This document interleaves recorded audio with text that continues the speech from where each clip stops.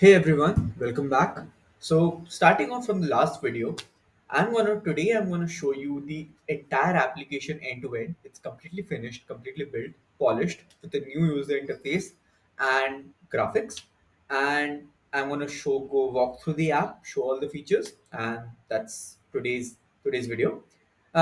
For people who are seeing me for the first time, hello, I'm Rahul Ghosh. I am a software engineer and more specifically an XR engineer. I build extended reality software, and for this particular video, I am building a volumetric 3D volumetric minesweeper game for Vision OS using webspatial SDK. So this is the game right now. The WebSpatial SDK essentially allows me to build an application across both native browsers as well as spatial OS. So that is the reason why you can see in front of me the Minesweeper game is as a website of learning on localhost, and soon I'll be able to show you this application running on Vision OS simulator as well. So that's the thing. So let's start.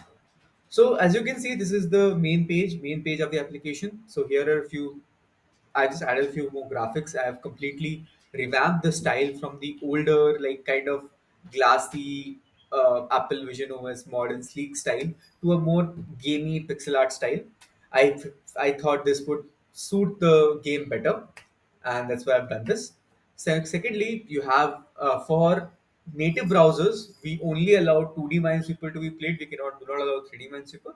It's a small limitation I have placed currently for this to ensure the project stays in scope. Next up, you can see that you can switch between beginner, intermediate, and expert. There are three different modes.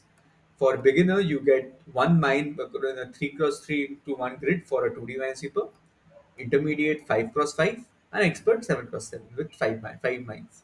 Not very difficult, but this is sure. Here we also have a detection system which helps us detect if it's a normal browser or a spatial browser, and depending on that, we can decide if it's a 2D game or a 3D game. All right, so with this, let's play the 2D version of the game. Then we'll move on to the spatial version. If you just play the studio version of the game, you see a new tab opens up, and here the application is starts. You have the 3D Minesweeper upper like navbar with the number of mines present, progress, four icons which are the volume button, the select and flag, the reset button, and the exit button. So let's exit once and show you. Yeah. So if you go over and start playing, yeah, mine detonated, it will restart the game. Let's start with a slightly easier mine so that I can show you a finished or a win state. Might take a while. One, two,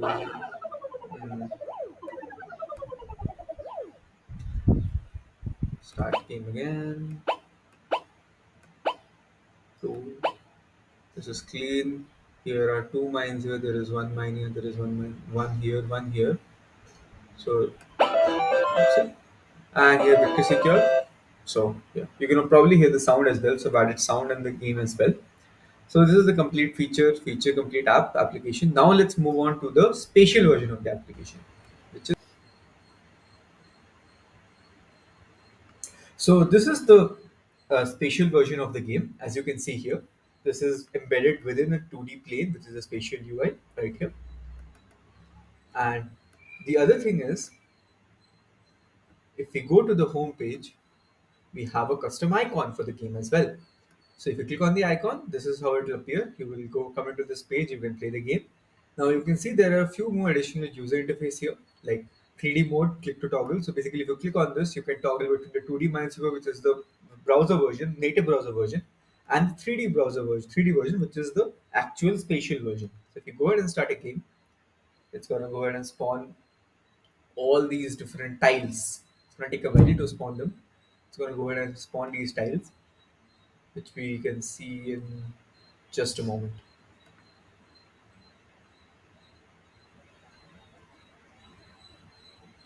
Yeah, here you go. So you can see it's created a giant grid of 5 cross 5 cross 5.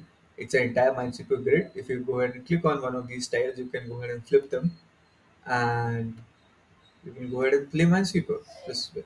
And as you can see, when I click on a tile, it makes the empty revealed tiles disappear.